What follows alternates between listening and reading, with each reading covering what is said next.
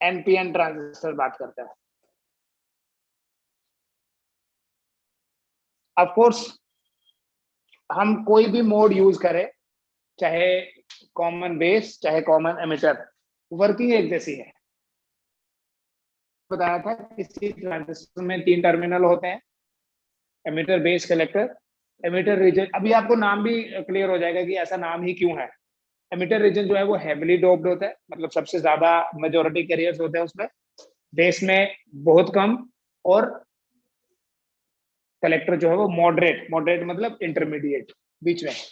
तो अगर एक एनपीएन ट्रांजिस्टर बना लूं, ठीक है, आप समझो, मैं थोड़े इंपॉर्टेंट पॉइंट्स इसमें लिखवा दूंगा आपको।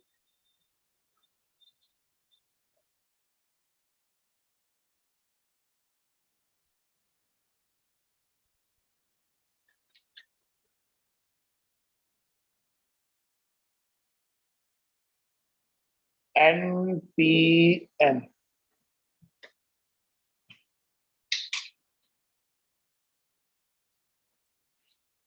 ये एनपीएन ट्रांजिस्टर है जिसमें बहुत सारे इलेक्ट्रॉन्स हैं।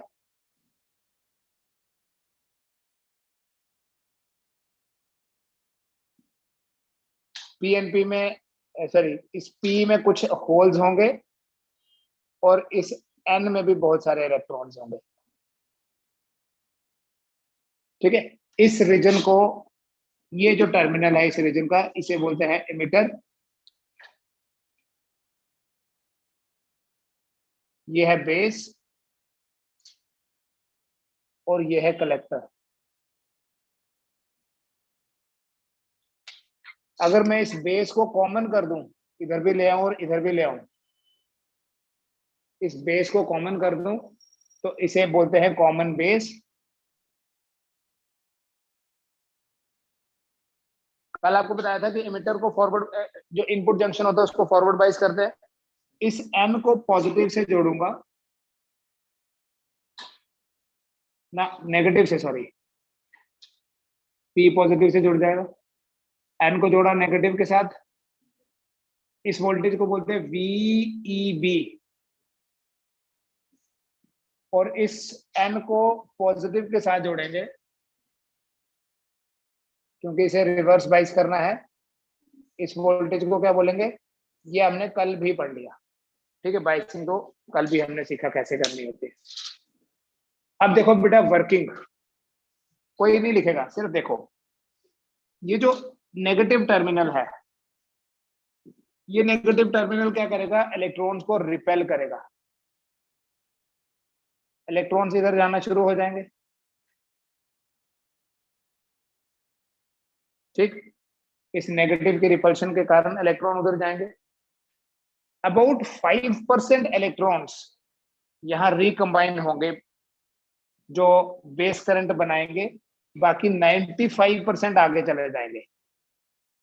क्यों आगे चले जाएंगे, क्योंकि देखो, ये जो पॉजिटिव है ये इलेक्ट्रॉन को खींचेगा, जैसे ये नेगेटिव इलेक्ट्रॉन को रिपेल कर रहा है, पॉजिटिव खींच रहा है, तो इलेक्ट्रॉन कुछ यहां रिकंबाइन होंगे, बाकी के 95%।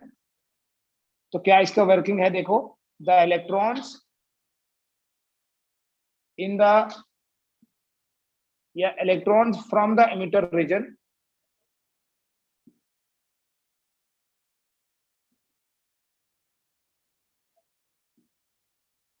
move towards the collector। Emitter region से इलेक्ट्रॉन्स कलेक्टर की तरफ मूव करते हैं। Since base region is very thin and is lightly doped, therefore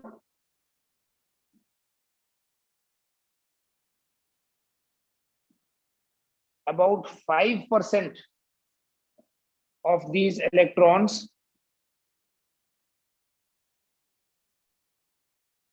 are recombined in the base region. The remaining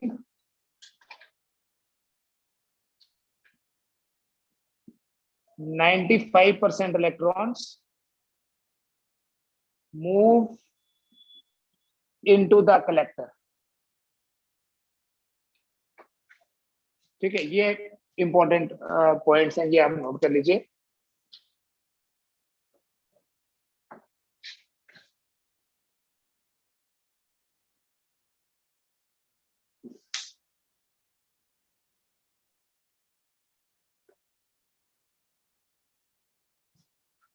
यहां से इलेक्ट्रॉन्स इधर, 5% यहाँ रिकम्बाइन, 95% इधर।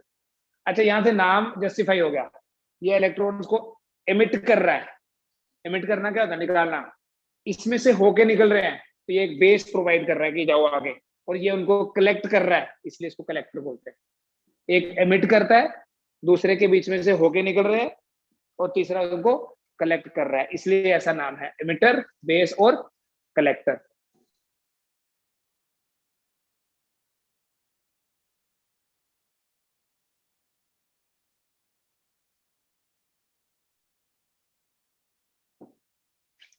देखो बेटा, यहां से अगर इलेक्ट्रॉन इधर जाएगा, समझना लॉजिक है, ये नेगेटिव टर्मिनल क्या करता है? इलेक्ट्रॉन सप्लाई करता है। अगर इलेक्ट्रॉन जा रहा है अंदर, तो करंट की डायरेक्शन होगी बाहर की तरफ। ठीक बात है नहीं? क्योंकि करंट तो opposite to the direction of electrons होती है। इस करंट को बोलते हैं एमिटर करंट। कुछ इलेक्ट्रॉन्स तो यहां से होके इधर आ जाएंगे, क्योंकि ये पॉजिटिव तो खींचेगा उनको, तो ये बेस है। इलेक्ट्रॉन बाहर आ रहा है, देखो समझना बेटा ध्यान से, इलेक्ट्रॉन बाहर आएगा तो करंट अंदर की तरफ होगी, इस करंट को बोलते हैं बेस करंट। फिर 95% इलेक्ट्रॉन्स इधर चले गए इसके इन्फ्लुएंस में, ये तो इलेक्ट्रॉन को खींचेगा, तो इसका मतलब 95% इलेक्ट्रॉन इधर आ रहे, तो इलेक्ट्रॉन इधर आ रहे होंगे तो करंट की डायरेक्शन अंदर की तरफ होगी। इस एमिटर रीजन में जो करंट है इसको बोलते हैं emitter current, base current, collector current. कितनी करंट्स हैं बेटा? 3 करंट्स हैं, emitter current, base current and collector current.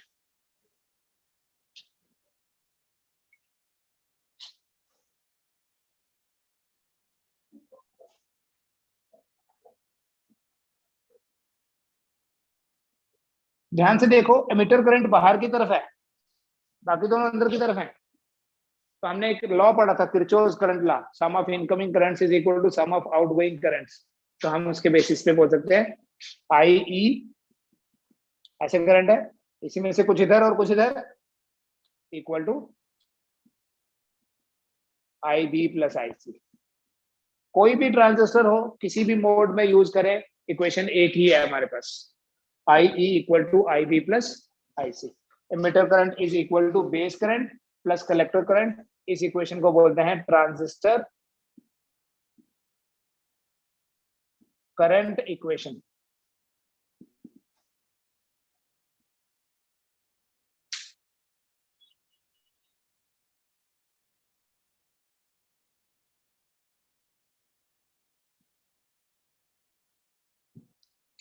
बेटा ये जो जंक्शन है ये फॉरवर्ड बाइस्ड है, और ये जो जंक्शन है ये रिवर्स बाइस है। हमेशा किसी ट्रांजिस्टर में ऐसे ही होता है। अब अगर ये पीएनपी होता, तो यहाँ होल्स होने थे, यहाँ इलेक्ट्रॉन्स, यहाँ होल्स, ये टर्मिनल्स भी चेंज हो जाते, सेम वर्किंग आएगी, सिर्फ जहां जहां आपने इलेक्ट्रॉन लिखा वहां होल्स लिख देना है, राइट। अब समझो एक चीज और, यहाँ मेन करंट कौन सी है? Emitter current. एमिटर करंट की डायरेक्शन कैसी है? बाहर की तरफ। इसलिए ट्रांजिस्टर के सिंबल में, जो कल सिंबल सिखाया था आपको, सिंबल में देखो जो एनपीएन ट्रांजिस्टर होता है उसमें एरो बाहर की तरफ होता है। वो इसलिए एरो बाहर की तरफ होता है क्योंकि करंट बाहर की तरफ फ्लो कर रही है। एमिटर करंट मेन तो यही है ना, ये दोनों इसकी वजह से ही है। मतलब जो एमिटर में फॉरवर्ड बाइसिंग की हमने, उसी की वजह से बेस में और कलेक्टर में करंट फ्लो कर रही है। तो एमिटर करंट ही मेन करंट है, बाकी दोनों उसी की वजह से बनी। अगर हम यही वोल्टेज हटा दें, बोले एमिटर करंट जीरो कर दी, तो ये नहीं बोलना कि आई B plus I C zero हो गया तो आई बी इक्वल टू माइनस आई सी ना। अगर एमिटर करंट जीरो हो जाएगा तो बेस करंट भी जीरो और कलेक्टर करंट भी जीरो। एमिटर करंट नहीं होगी तो बेस और कलेक्टर में भी करंट फ्लो नहीं करेगी। इसकी वजह से करंट नहीं फ्लो कर रही है, क्योंकि ये तो रिवर्स बाइस कर रहा हुआ है, और आपको पता है जब डायोड रिवर्स बाइस होता है तो करंट फ्लो नहीं करती है। करंट इसी की वजह से फ्लो करेगी जो फॉरवर्ड बाइस कर रहा है। ठीक है, ये हमने यहाँ हमेशा बैटरी लगाई, जितने बार भी बनाया यहाँ बैटरी और यहाँ सेल लगाते हैं, क्योंकि फॉरवर्ड बाइस तो थोड़ी सी वोल्टेज से हो जाता है। आपको पता है सिलिकॉन डायोड 0.7 के बाद कंडक्शन स्टार्ट कर देता है। तो यहाँ बैटरी क्यों लगाई है? क्योंकि ज्यादा इलेक्ट्रॉन्स इधर आने चाहिए कलेक्ट करने के लिए, इसलिए इसको कलेक्टर बोलते हैं। ठीक है, तो ट्रांजिस्टर में ना 4 पैरामीटर्स हैं, input voltage, input current, output voltage, output current. ये तो बीच वाला है, ये तो नेग्लिजिबल होता है, 5% है ये। इनके बीच में जो ग्राफ बनाएंगे, इनके बीच में जो ग्राफ बनाएंगे उस ग्राफ को बोलते हैं इनपुट कैरेक्टरिस्टिक्स। आप देखना वो ग्राफ बिल्कुल वैसा होता है जैसा किसी फॉरवर्ड बाइस्ड डायोड का होता है, क्योंकि ये डायोड है ना फॉरवर्ड बाइस, और इनके बीच में जो ग्राफ होगा कलेक्टर करंट और कलेक्टर वोल्टेज, उसको बोलते हैं रिवर्स, उसको बोलते हैं reverse characteristics, sorry output characteristics. ये इनपुट जंक्शन है और ये आउटपुट जंक्शन है। यहाँ जो इनके बीच में ग्राफ बनेगा उसको बोलते हैं इनपुट कैरेक्टरिस्टिक्स। इनके बीच चाहे कोई भी कॉन्फ़िगरेशन हो, आउटपुट वोल्टेज और आउटपुट करंट के बीच में जो ग्राफ है उसे आउटपुट कैरेक्टरिस्टिक्स बोलते हैं।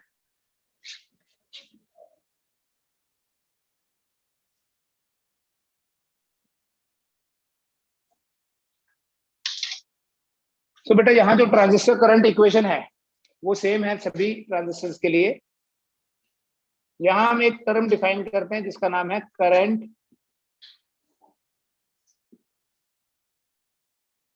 Amplification factor,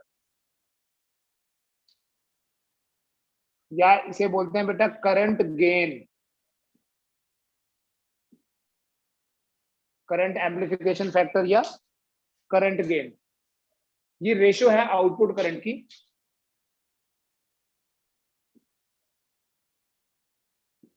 to the input current. Output current divided by input current is called as current gain या is called as current amplification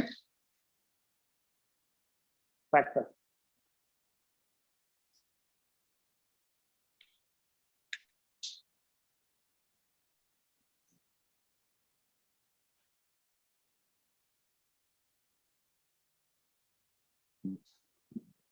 For common base, for common base configuration, current gain को बेटा alpha से represent करते हैं।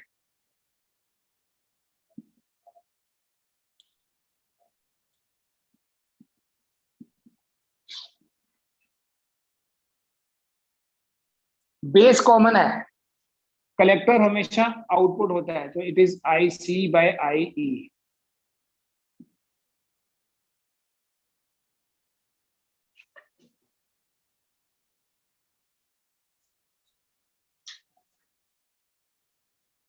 ठीक है, common base तो इसका मतलब output collector input emitter, since I C is slightly less than I E, alpha जो है वो 1 से छोटा होता है। बट ऐसे टिपिकली जो अल्फा की वैल्यूज है 0.95 0.98 ऐसे रहते हैं।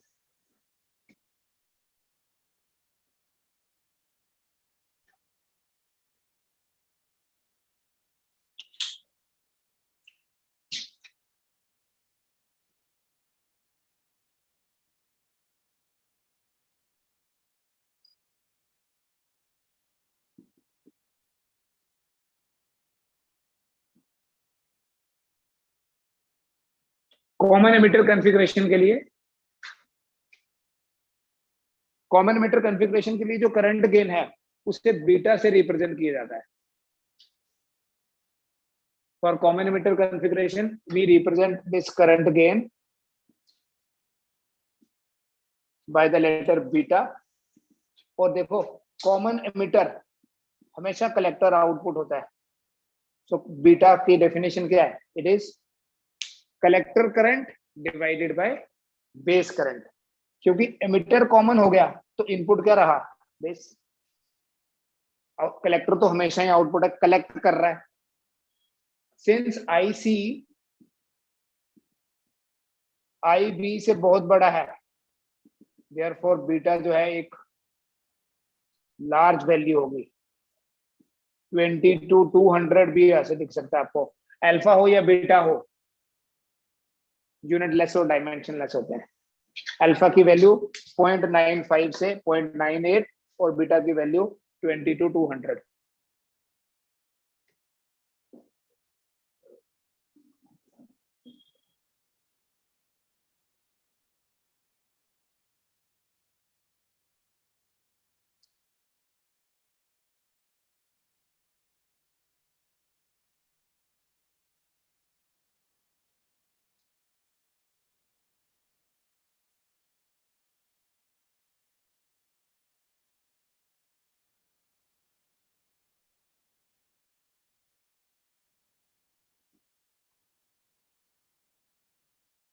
ठीक है, इनके बीच में एक इंपॉर्टेंट रिलेशन है जिसे बोलते हैं relation between alpha and beta.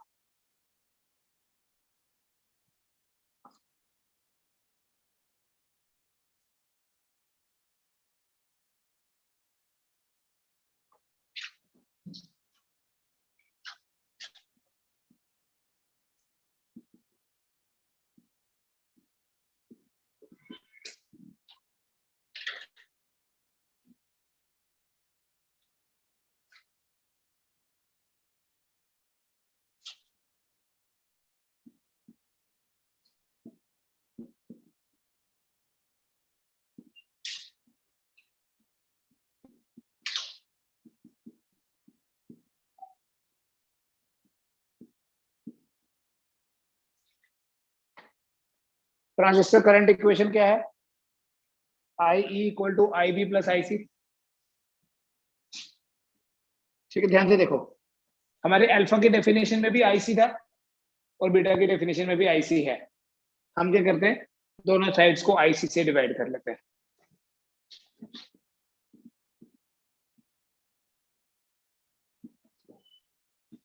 Therefore, IE by IC equal to IB by IC plus 1। IC by IC क्या हुआ, IE by IC क्या होता है, अभी आपने पढ़ा, सोचो। IC by IE था अल्फा, ये 1 by अल्फा हुआ ना, equal to 1 by beta plus 1।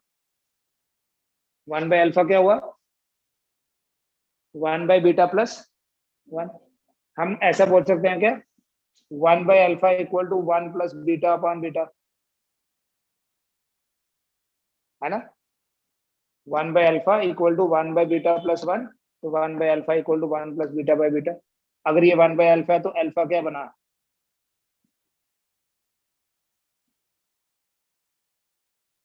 Beta over 1 plus beta. मतलब अगर हमें बीटा पता हो, हम यहाँ वैल्यू डाल के अल्फा निकाल लेंगे।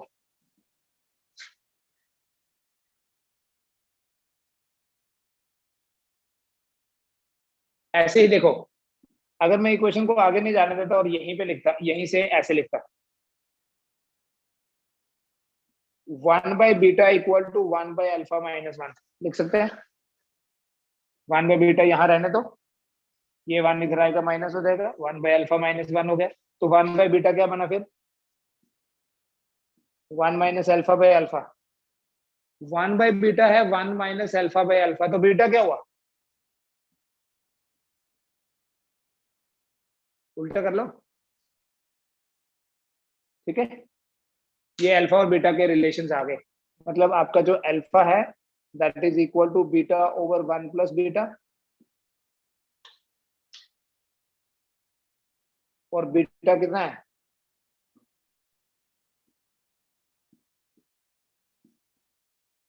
थोड़ा अगर और आगे करना है तो यहीं से देखो, 1 प्लस बीटा किसके बराबर है, बीटा बाय अल्फा। यहां से देखो 1 माइनस अल्फा किसके बराबर है, अल्फा बाय बीटा, मल्टीप्लाई करो। Therefore 1 plus beta into 1 minus alpha equal to beta by alpha into alpha by beta, so 1 plus beta 1 minus alpha equal to 1। ये ज्यादा important है, आपको पता होना चाहिए alpha equal to beta over 1 plus beta and beta equal to alpha over 1 minus. जैसे अगर मैं आपको बोलूं, मान लीजिए कि अल्फा है 0.98, तो क्वेश्चन आप बताओ बीटा कितना होगा। अल्फा तो होता ही 1 से छोटा है हमेशा, alpha is always less than 1, so if alpha is 0.98, what is beta?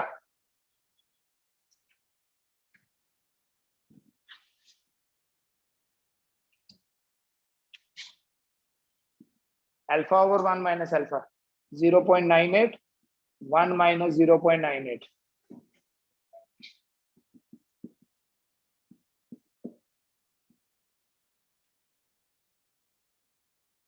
ठीक है। 98/2 49 आंसर आ जाएगा आपका।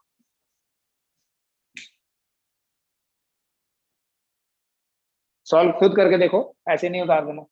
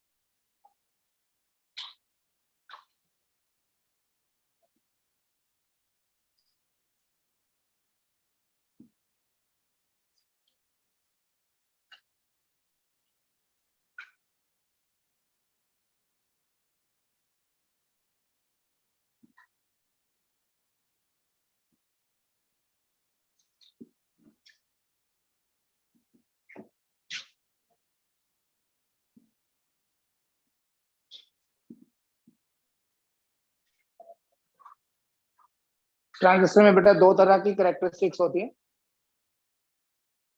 इनको हम बोलते हैं इनपुट करेक्टरिस्टिक्स एंड।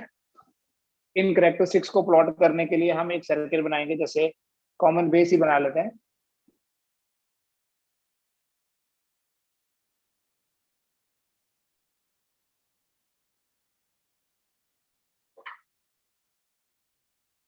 मान लो कॉमन बेस एनपीएन बना दिया मैंने।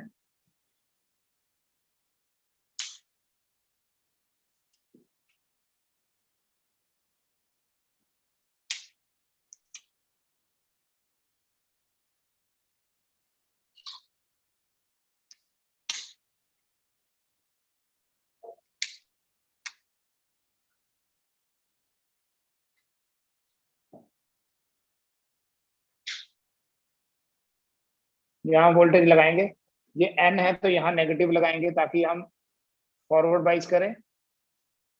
वेरिएबल है, ये वैल्यू चेंज कर सकते हैं। यहाँ जो वोल्टेज वोल्टमीटर होगा पैरेलल में लगाते हैं, आपको पता है वोल्टमीटर, ये वोल्टमीटर क्या रीड करेगा, ये इमिटर है, ये बेस, ये collector, so this will be VEB, और ये नोट करेगा यहाँ से क्या, इमिटर करंट। यहाँ पर आउटपुट में वोल्टेज नोट करने के लिए वोल्टमीटर, और करंट के लिए यहाँ कौन सी करंट है, कलेक्टर करंट, और यहाँ वोल्टमीटर जो क्या रीड करेगा, कलेक्टर बेस वोल्टेज। ये लगा लेंगे, और इस देखो ये NPN, एन को पॉजिटिव के साथ जोड़ देंगे, ठीक है, और वेरिएबल रखेंगे। ये आपका एक्सपेरिमेंटल सेटअप है। किसी ट्रांजिस्टर को हम कनेक्ट करते हैं, उसकी कैरेक्टरिस्टिक्स को स्टडी करने के लिए। कैरेक्टरिस्टिक्स मतलब वोल्टेज और करंट के बीच में रिलेशन। तो वोल्टेज के मेजरमेंट के लिए हमने इनपुट में एक वोल्टमीटर लगाया है, इनपुट वोल्टेज के लिए, आउटपुट में एक वोल्ट मीटर लगाया आउटपुट वोल्टेज के लिए, इनपुट में एक एमिटर, आउटपुट में भी एक एमिटर। एमिटर मेजर करता है करंट, सीरीज में लगाते हैं, तो ये आईसी मेजर करेगा, ये आईई।